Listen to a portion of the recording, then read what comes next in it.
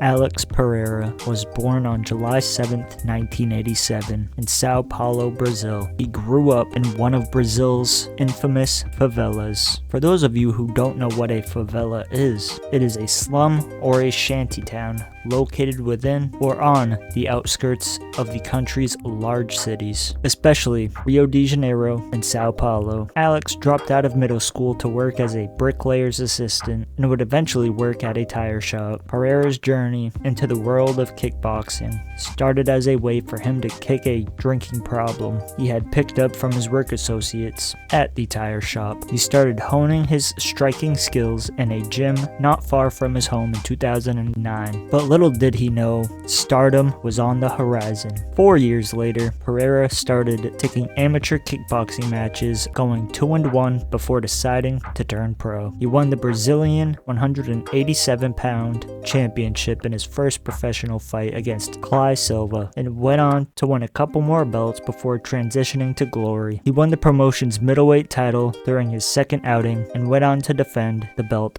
5 times. One of his most notable wins during his Glory run was his victories against fellow kickboxing star Israel Adesanya. Little did either man know they would end up being rivals in a different sport. Alex would fight a couple of future UFC fighters such as Dustin Jacoby and Cesar Almeida 3 times during his kickboxing reign. Pereira would make the bold decision to transition from kickboxing to MMA in 2015, losing his first fight via rear naked choke. The allure of new challenges and the opportunity to test his skills in the cage were irresistible, especially given the success of his rival, Israel Adesanya. Despite his immense success in kickboxing, the switch to MMA was no easy task. The transition from the striking-focused world of kickboxing to the multifaceted realm of MMA was a daunting one, but Pereira was determined to make it work. He made his MMA debut in Jungle Fight on October 24, 2015. His opponent would be Khalil Rountree. This is where Alex would find out just how hard it can be to get out of submissions if you haven't trained properly, because he would get caught in the old-fashioned rear naked choke. Pereira now understood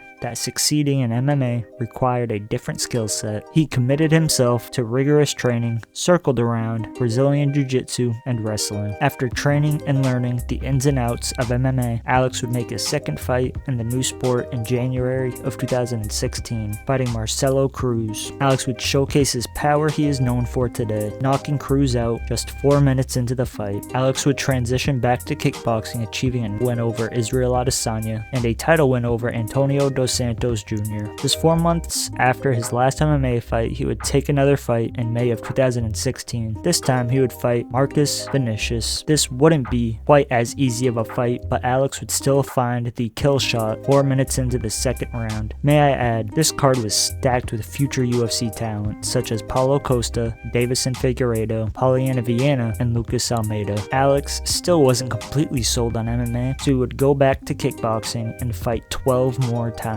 beating the likes of Israel Adesanya for the second time and Jason Wilness. Alex would make his temporary return to MMA in November of 2020, leaving Jungle Fight for the LFA. His opponent would be Thomas Powell. Alex would headline his first MMA event as well, and he would not disappoint. He would land a picture-perfect left hook and starch his opponent just 4 minutes into the first round. After this insane knockout, Alex would finish his contract in Glory, having 2 great fights with Artem Vakitov, winning one and losing one. He would also retire from kickboxing, being considered to be the best kickboxer in history, or at least one of the best depending on who you talk to. Alex would catch the attention of the UFC mostly due to Alex being one of the few fighters to not only beat Adesanya, but knock him out cold in kickboxing. Alex would make his UFC debut November 6, 2021. His opponent would be Andreas Michailidis. This would be a big test for Alex, and he would not disappoint, because in the second round he would land a picture-perfect flying knee, shocking the world, with every MMA fan anticipating what a rematch in MMA would look like with the dominant middleweight champion, Israel Adesanya. But we were still far away from seeing that fight happen. Alex would take on his next challenge in March of 2022. He would be fighting Bruno Silva. This would be a one-sided beatdown that left fans shocked at how clean Alex's striking was, but also how good Bruno's chin was. Alex would fall short of getting a knockout, but still would win by unanimous decision. The next man would be a future champion and fan favorite, Sean Strickland. This was a huge jump up in competition. Many thought Sean would give Alex a run for his money due to his high-level jiu-jitsu, as well as his experience in the sport. But on July 2nd, 2022, it would turn out to be a whole different story, because in just 2 minutes, Alex would land a picture-perfect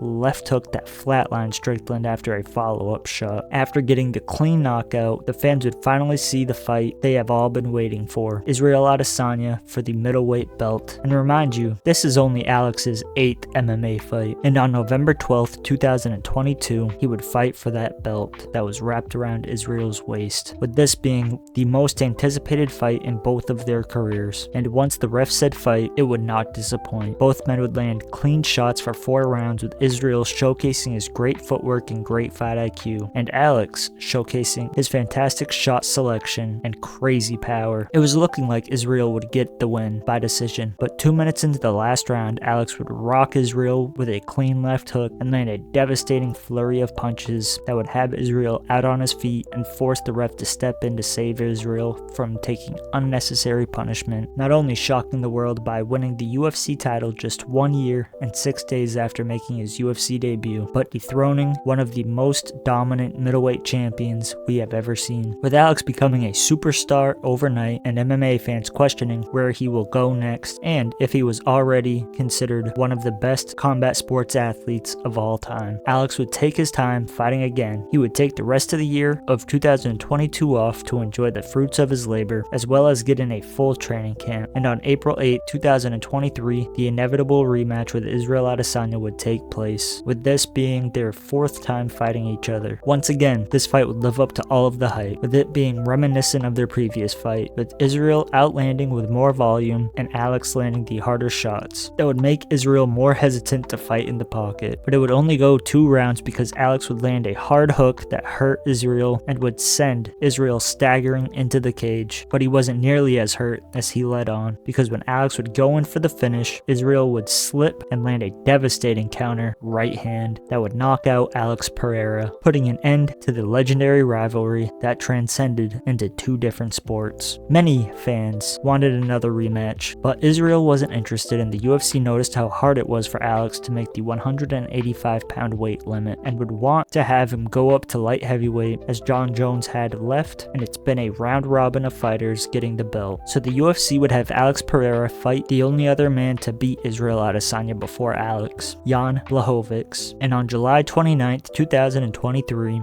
Alex would fight Jan. This was a close fight that tested both men and showcased just how good Alex's takedown defense is. This fight would go all 3 rounds, and it would be a split decision win for Alex Pereira. With Alex's coach Glover Teixeira losing his belt to Yuri Prohaska and retiring, there was another rivalry brewing, and on November 11th, 2023, Alex would fight Yuri for the light heavyweight belt. And this fight would not disappoint, with Yuri landing hard shots as well as Alex landing his own hard shots. It was evident that someone would get knocked out sooner or later, and 4 minutes into the 2nd round, Alex would drop Yuri and rain brutal hammer fists and elbows that would leave Yuri unconscious. Alex had gotten revenge for his fallen coach and had been one of the few fighters to hold 2 belts in the UFC. Alex had become such a big superstar that he would headline one of the biggest cards in UFC history, UFC 300. His opponent would be former light heavyweight champion Jamal Hill. This fight had an insane amount of hype, with both men having knockout power as well as never putting on a boring performance. And on April 13th, 2024, this fight would commence, and it would turn out to be one-way traffic for Alex Pereira, because just 3 minutes into the fight, Alex would knock out Jamal Hill with a perfect left hook after getting hit with a low blow and telling the ref to keep the fight going. This would go viral with hundreds of edits, turning this fight into an iconic performance for the legend Alex Pereira. Many fans felt like Alex deserved some time off, but Alex is built differently. Just 2 months later, in June, he would have a rematch with Yuri Prohaska, as Yuri had gotten a huge win on the prelims of UFC 300. Once the fight happened, it was more dominance for Alex Pereira, because just 13 seconds into the second round, Alex would land a clean head kick that sent Yuri down to the canvas, and Alex would rain ground and pound shots until the ref stepped in, getting his second title defense stacked on top of his legendary career. And that brings us to this weekend. Alex is fighting an absolute savage in Khalil Rountree, who is arguably one of the best Muay Thai fighters in MMA. It goes without saying who I think will win this fight. I think Alex will beat Khalil in the second or the third round by knockout, but I think it will be a very fun and a beautiful display of violence at the highest level. Alex Pereira is 6'4" and 37 years old, which means we don't have a lot more time watching this legendary fighter in the octagon, so enjoy it while you can. Alex currently has 11 wins with 2 losses. He has 9 knockout wins and 2 decision wins. He has been submitted 1 time and knocked out 1 time, which means he has an 82% finishing rate and has been finished in all of his losses, so he is the definition of a kill or be killed fighter. Comment below who you have winning this fight and how it will end. If you watched the video this far, be sure to like and subscribe, as it is the only way to support the channel. I hope you guys have a great week and enjoy the fights this weekend. Bye.